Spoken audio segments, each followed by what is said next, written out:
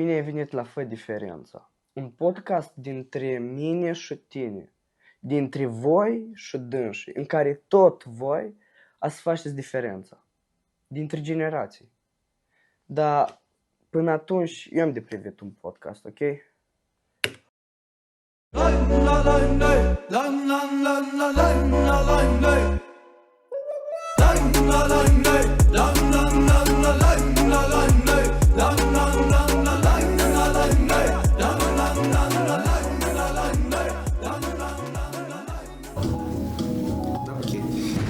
În primul rând, ca să facem un shout-out, eu am avut oportunitatea să vorbesc cu Vlaicu. Vlaicu e un editor, el îl Vadim Cușniu, editor. Salut și Vlaicu și Vadim. Și, el a spus așa, Vlaicu îmi spune că eu aș vrea să văd și mentalitetul acolo. Și îi gândesc, cum îi gândesc, când eu citesc asta pe general. Și suntem aici și acum, alături de bratul Cătălina și de Alex Balaban. Ok, nume de buletin. Începem direct, nume de buletin. Hai, Alex, înceapă. Nume de care? Buletin. Nume de buletin, Balaban Alexandru Vladimirovici. La mine nu așa un nume sofisticat, bratul Cătălina. Tu e mai sofisticat. Da? Știu, bratul, e puternic nume. Ok, începem ușor. Ce înseamnă un senat? Ce este un senat? Adică eu sunt din HD-ul, la noi încă nu s-au implementat senatele. Suntem pe parcurs de a le implementa. Și un senat, din părerea voastră. În opinia mea, un senat cred că e un organ într-o școală sau deja dăm în politică mult mare, dar hai să reducem la școală. Este un organ, un grup de elevi care lucrează împreună pentru a organiza diferite activități noi și a implementa reforme în școală, cred. Ok. Pentru mine, de asemenea, este o comunitate de elevi care consider că scopul ei principal este de a reprezenta vocea elevilor din cadrul școlii. Ok. În cazul ăsta, cum crezi, care e diferența dintre un senat și Consiliul Elevilor? Adică de ce ar trebui de orice să fie? Pentru că eu am fost și am fost la directoare și am întrebat, uite, eu vreau să implementez senatele și am întrebat, bun, Sandu, dar care e diferența? De ce nu? Înțelegi? Dacă chestia, eu văd foarte mare diferență între Senat și Consiliul Elevilor, pentru că Consiliul Elevilor nu are o selectivitate. Adică tu vrei să fii în Consiliul Elevilor, dacă tu ceri frumos, tu ești în Consiliul Elevilor. Dar dacă tu să fii într-un partid care chiar organizează ceva, pentru că în opinia mea, Consiliul Elevilor stă pe loc, el nu face nimic nou. El mereu același an repetă aceeași idei din nou și din nou. Uite, un senat încearcă să câștige, de asta el face lucruri noi, aduce chestii interesante care nu au mai fost făcute. Că în fel, Consiliul e un fel de consistență. Da, Consiliul mereu face fix aceeași, dar partidele din cauza Să nu că spiardă. da, senatele sau partidele încearcă să câștige, de asta și ele încearcă să facă lucruri noi și să aducă lucruri interesante. Eu cam tot așa văd lucrurile, consider că Consiliul ăla să fie, știi, pur și simplu. Cumva, da, ele tot vin cu idei, dar nu cu ceva cum ar veni un senat care vine cu idei practice și inovative și care are scop cumva chiar de a implementa ceva care să aibă un impact. Ok. Bun, pentru că eu când am explicat, eu am spus că Senatul ăsta e un grup predefinit. Că în fel, știi, în Consiliul pe se întreabă pe grupul ăla de Consiliu. Uite, noi facem evenimentul ăsta, cine-i gata, cine-i disponibil, știi? Și tu liber acolo zici, nu, da. Dar aici este Senatul, vă zis, băi, noi facem asta, știi? Știi, cumva ți-e indiferent, vrei, nu vrei. Eu cred că e cumva vorba și de niște elevi bine determinați, care cumva fiecare elev are domeniul său prin care se poate să manifeste și cumva poate să contribuie la cel mai înalt nivel în aspectul dat. Ok, bun, dar fiecare elev, care e motivația la fiecare elev să intre în senat? Adică, deși de obște să-ți dai atâta timp? Înțelegi? Dar eu nu cred că e interesant anume atunci când intri într-un senat, cumva da, dar cumva asta vine din dorința proprie. Eu, de exemplu, când am decis să intru în senatul versus, senatul liceului, adică unul din potențialele senate al liceului nostru, nu m-am impus cu un anumit scop, a fost din dorința proprie și cumva mi-am dorit să mă implic în acest senat pentru cumva a provoca o schimbare. Adică nu din interes personale, dar cumva să pot să implementez niște chestii pe care le vedeam, care le văd necesare de fi. Ok, deci tu consideri că un senat ăsta e schimbare și tu vrei să iei parte la schimbarea asta. Da. Și cumva de reprezenta vocea elevilor. Pe lângă asta, facem o mică paranteză, deci Cătălina face parte din... Hai, prezență. Deci, dar la care cameră să La care veni? Ok, deci, cum am mai spus, eu mă numesc Catalina, sunt vicepreședinte al Senatului Versus. El este unul dintre potențialele senate ale Liceului Teoretic Republican Aristotel. La moment, azi am avut dezbatere electorală și deja joi vom afla exact rezultatele. Și Alex? Eu sunt Alexandru și sunt președintele Partidului Vox Nova din Liceul Prometeu Protalent. Noi astăzi tot am avut dezbatere electorale fix ca și voi. Consider că a decurs destul de bine, adică am răspuns la întrebări, am spus un discurs, am avut interacțiunea cu elevii, am vorbit președinte cu președinte și deja, tot așa, joi sunt alegerile și vom afla care este rezultatul final. Ok. Hai să vedem și mai și întrebări mai aici. Care sunt provocările prin care treceți? Provocările? Provocări prin care treceți. Organizarea echipei, 100%. Deci consider că problema e mai mult în echipă decât cu echipa decât cu profesorală? Adică consider că e Problema mai ușor? este nu cu echipa, este în organizarea echipei. Că în rol de președinte tu trebuie să organizezi, să ai grijă ca toate procesele să decurgă bine. Tu ești un fel de project manager, așa? Da, este fix același job ca și project manager. Eu consider că președintele este un project manager mai mare. Ok. Da, și ca să fii un project manager destul de bun, asta e foarte greu. Și noi ca copii, adică încă nu avem skill-urile necesare și de asta e cel mai greu. Pentru că să convingi o profesoară să faci un eveniment, asta nu e sfârșitul lumii. Dar să poți să faci manage la o echipă întreagă, asta este complicat. Și tu să convingi absolut pe toți care vrei tu ca ei să te voteze pe tine pentru că tu ești mai bun. Ok. Voi prin ce provocări treceți?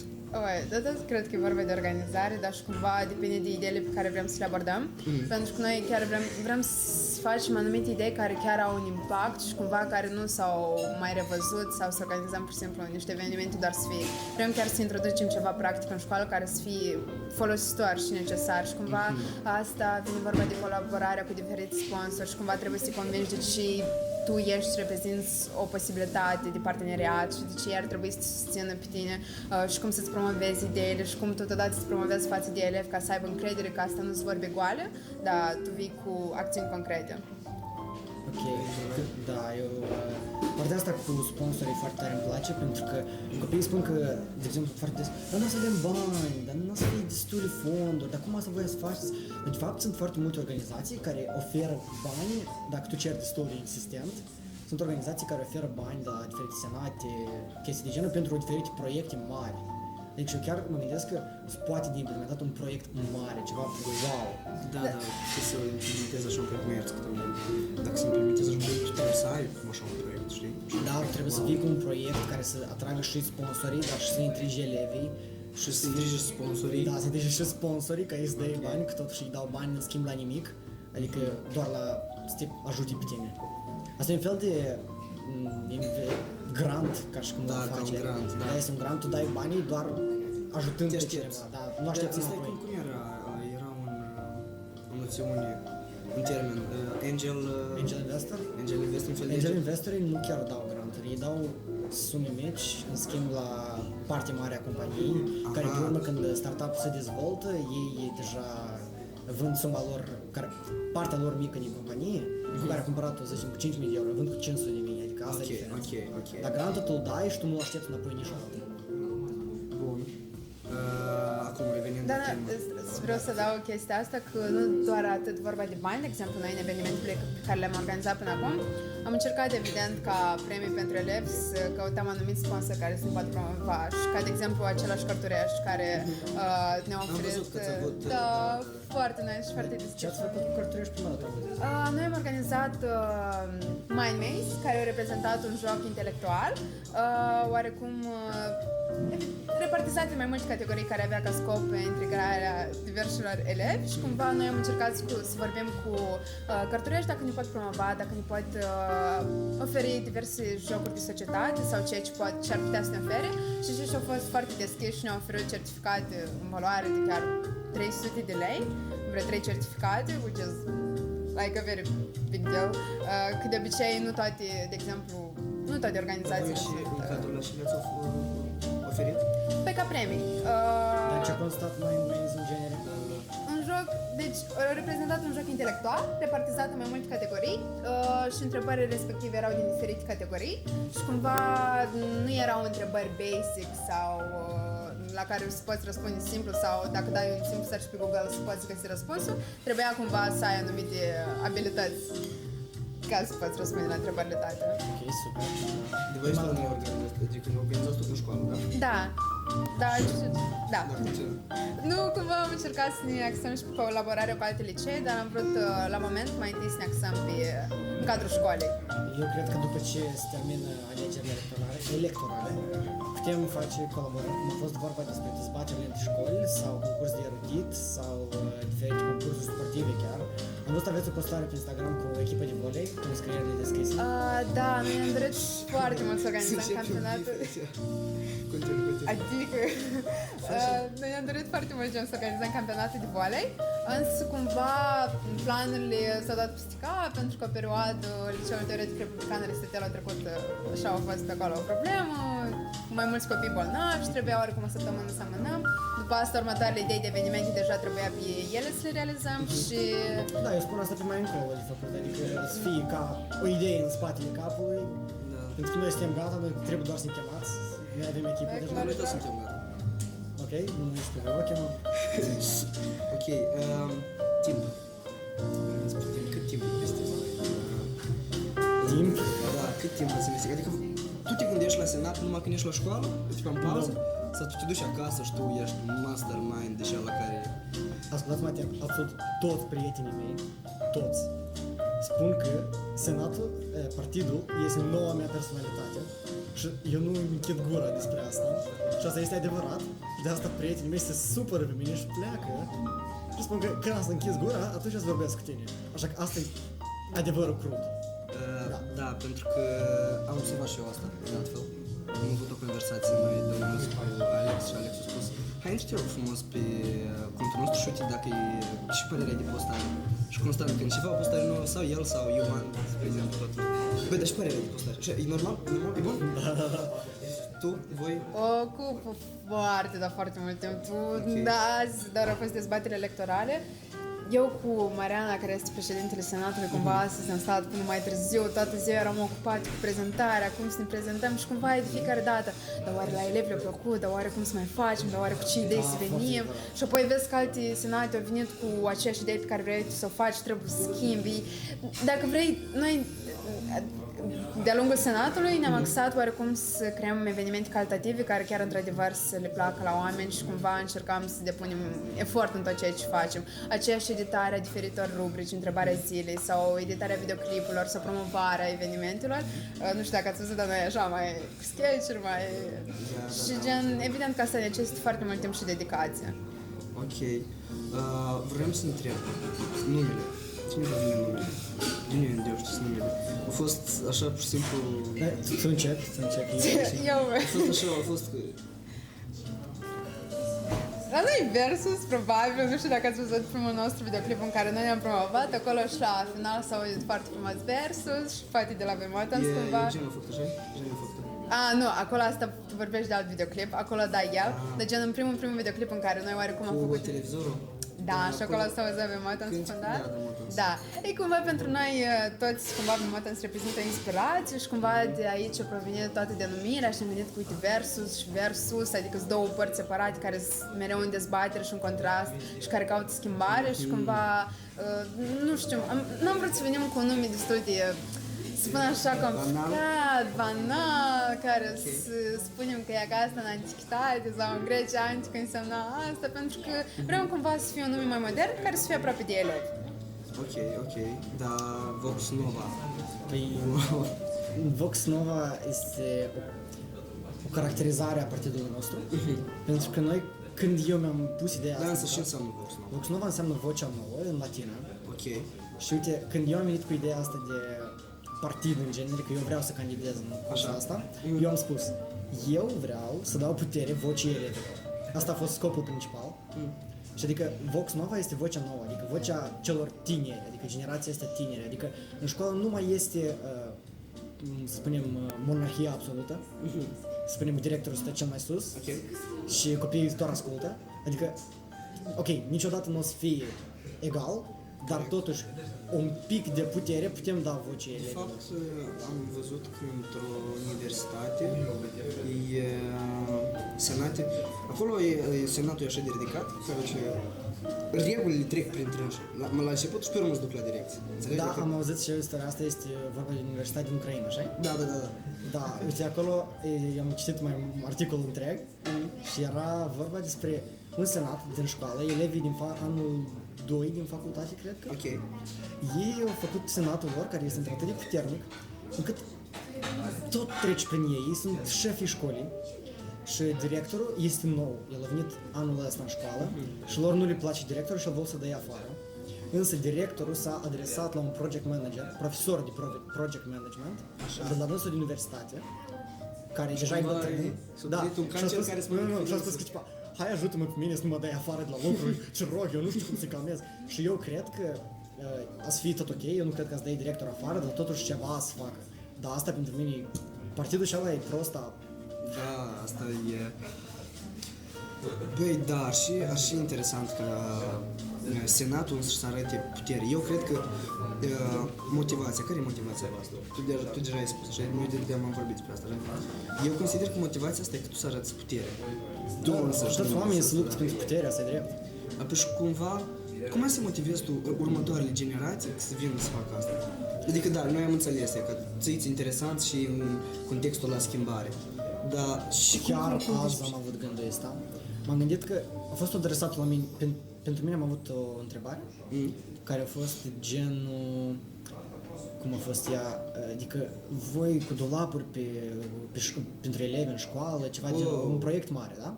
Aveți de gând să faci un proiect cu dulapuri? Nu, și ascultă-mă atent, uite care e ideea. Ok. De în felul următor, eu am spus așa. Eu nu sunt sigur că eu pot asta realiza anul ăsta. Nu știu, nu sunt sigur dacă pot asta anul viitor, cineva să realizează. Adică, dacă până acum Consiliul era ceva doar de listă, checklist, să dai un bif acolo, că tu ești membru a Consiliului. Dar dacă noi anul ăsta implementăm multe chestii, adică facem o schimbare chiar, păi anul viitor deja nu o să fie checklist, dar o să fie eu vreau să fiu acolo pentru ca să particip în cursa asta electorală, ca să fac eu schimbările mele. Adică noi dacă începem asta, dăm un impuls rapid și toți se trezesc la viață, parcă, atunci după noi să meargă încă și mai activ, ești de acord? Da, eu sunt de acord cu chestia asta. Cumva la noi, în liceul nostru, cumva senatul este pe perioadă de un an și cumva următorul an are loc, la voi tot așa? De care are loc schimbarea senatului? Poate fi pe un an sau pe doi, depinde cât de bine ne descurcăm. Am Noi, înțeles. președintele, noi că avem Consiliul Elevilor, la noi președintele se alege, deci, dintre a 10 și a 11 poate să fie președintele. Și deja se ținem de la 2 ani ca și președinte de la 11 și la 3 ani dintre 10. Și cam așa. Și interesant la Senate că așa este timpul de dezbatere, tu ai dreptul, tu ai voce, știi, tu ai timp să arăți cine ești și faci. La noi, cu Consiliul Elevilor, s-a fost un pic cam prost organizat, dar n-am să mint, că miercuri și-au predat candidatura elevii și noi vineri trebuie să alegem, știi? Și tu n-ai avut timp, în primul rând, n-ai avut timp să conștientizezi cine, cum te cheamă, din ce clasă ești. Eu primul elev n-am văzut, de unul l-am văzut că ăștia care rând și-au câștigat, Vlad, bravo. Dar el e din clasa 10, eu prima dată, dar e ca sincer, eu prima dată l-am văzut, da, el nu a fost cu noi în școală, de eu n-am mai tras atenția, știi? Da, dar închipe să ieși de 5-a. Din clasă gimnazială, nu, adică... dar vezi că nu, la noi a fost votul clasele a 9-a, a 12-a. doar liceu a votat. Da, numai liceu. Asta îmi place de fapt la Aristotel, pentru că acolo votează doar liceul, adică doar a 10, 11, 12 și foarte bine, votează doar... O gândire critică bazată pe raționament. raționament. adică Gândire nu- specială, adică nu votează copiii mai mici care pot Poți fi fi manipulați. ușor, sau Uite, chestii noi de tot genul. așa ne-am gândit că e ca... Eu au fost, la noi au candidat 3 fete și un băiat, știi? Și noi ne gândim ca un fel special ales băiatul, fix așa cum a fost și cu... Cer scuze că intrăm în politică, dar fix așa cum a fost și cu Dodon, a fost un interviu și cineva a spus că o doamnă de pe stradă a întrebat de pe cine ați votat, eu pe Dodon, de ce? Că e mujic, atât. Nu vreau să zic că cine, cum, nimic. Da, nu hai să știu, încheiem paranteză. tema asta că noi... Și, dar fix așa, eu consider că fix așa a fost și a moia. Deși l-a ales pe dânsul. El e pațan, restul sunt femei, știi? Cumva, Da, dar asta e unfair, tipa, Da, nu, da. nu e cinstit, adică tu nici nu știi cine sunt oamenii da, ăștia. în primul rând că nu știi, dar și fost el mai bun acum, și a fost sexism, Da, cumva, cum măcar s-a prezentat cu anumite obiective sau ce vor să Da, facă? eu am avut timp să prezint, ei toți au fost în fața la clasele liceale și clasa nouă. Și doar au vorbit odată și gata? Da, au vorbit odată. Ce mai fost? A fost doar o postare de tip publicitate, că ai văzut, trebuie de votat. Pe cine votăm? Votăm pe Vlad. Dar așa că asta a fost tot. Ok, asta e... Și da, ei într-adevăr le-am cam trash, dar ce se face? Eu de atât așa mai așa de tare, eu, dacă sincer, am mai foarte tare mă zbat să includ senatele în Iulia HD, Da, asta e o treabă bună de acord. pentru că, dar vezi că mă nu-ți primește. O să primească, tot e posibil. Într-adevăr, tot e posibil, dar Poate știi anul că- viitor, poate că nu anul eu, ăsta, anul viitor. eu singur, înțelegi? Păi trebuie să-i convertești pe restul la ideea ta. Trebuie să-și ofere o perspectivă ca să înțeleagă. trebuie Cred că să- majoritatea nu optează pentru Senat pentru că nu înțeleg ideea de Senat. Adică eu cred că dacă tu acum mai faci un sondaj pe stradă și ai întreba care e diferența dintre un Senat și Consiliul Elevilor, Nimeni nu știe. nimeni, pentru că... Trebuie să înștiințezi oamenii și pe urmă să le spui că, băi, hai noi să facem asta. Așa să fii mai bine. Dar dacă tu poți să le spui, așa să fii mai bine, hai cu mine, apoi n-a să înțeleg. Dacă tu le spui și asta și deși asta e mai bine, apoi când să meargă după tine. Da, și trebuie să-i oferi mai Tu mult. închipeți prosta faima care tu o să ai, pentru că dacă tu asta să faci, tu asta e să că implementezi. Fix cu asta m-am gândit și fix asta am vorbit și cu mama. Eu i-am spus la mama, băi, uite, eu vreau să încep proiectul ăsta, eu vreau să implementez asta. Și mama a zis că, pentru ce? Și am zis, băi, dar păi gândește, nu știu, fratele meu e clasa nouă mai. Gândește, frate, în clasa 12, eu de-am nu mai sunt la școală, pe la univers, pe undeva. Și el ce poate zice, băi, noi am mai avea senat, că asta frate meu băgat, știi? Sau hai să zicem că și copiii mei și bă, așa, băi, tată, băi, eu băgat senat. Da, asta și prosta. Da, dar știi, dar mama ne-a zis că, Sandu, tu te duci, pe la vreo 30 de ani, să iei 10.000 de euro și să le dai la școală și ți-ai șadă și statuie lângă Iulia HD, o să șadă statuie acolo, știi?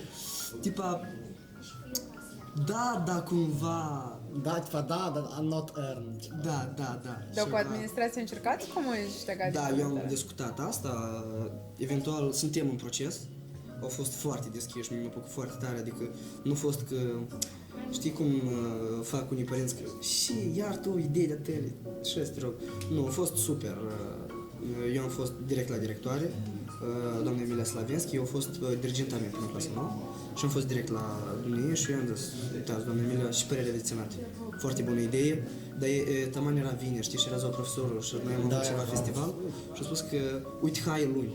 Și am spus că ok, eu vin cu un plan de idei. Și că ieri eu am fost la dânsa și prima întrebare, care v-am oferit și vouă, sau care e diferența, știi? Și întrebări mai ai pentru noi, dai. Nu mai am întrebări pentru voi, consider că de-am mai timp. Ne-am spus cazul, da? Și da, v-ați Gata? spus cazul. Ne pui la exoare, mai ne pui la aveți- exoare, ok, ok. sincer. Hai că mai aveți încă câte un minut de fiecare să vă promovați, deși să vă voteze pe voi. Ok? Eu cred că nu trebuie să vorbim despre asta astăzi. Azi nu? Da, eu cred că asta nu e nevoie. Bine asta e să vorbim frumos. Nu, eu eu aș propun- propune, eu Cătălin, să vorbim despre ceva, diferențe între senatele la ei și la noi. Asta și mai interesant. Hai, da. Sau despre potențialul colaborare. Nu, dar eu știi ce Eu zic. îți deschis. Hai noi să facem alt episod despre Dar nu, dar diferențe. dacă- Și vrei să lungim podcastul ăsta? Vrei să mă întreb ceva? Ai o întrebare? Cum? Nu. Ok, uite, hai eu propun să facem alt episod. Alt episod? Da. Ok. În care să începem cu însăși. Da, începem anume cu întrebarea asta și... Da, dezbatem mai departe, ok? Facem podcast. Ok. Hai, davai, băieți. Îi mulțumesc mult. Apoi. Oh. Ok. Mereu îți spune că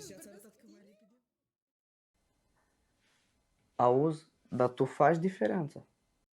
La la la la la la la la la la la la la la la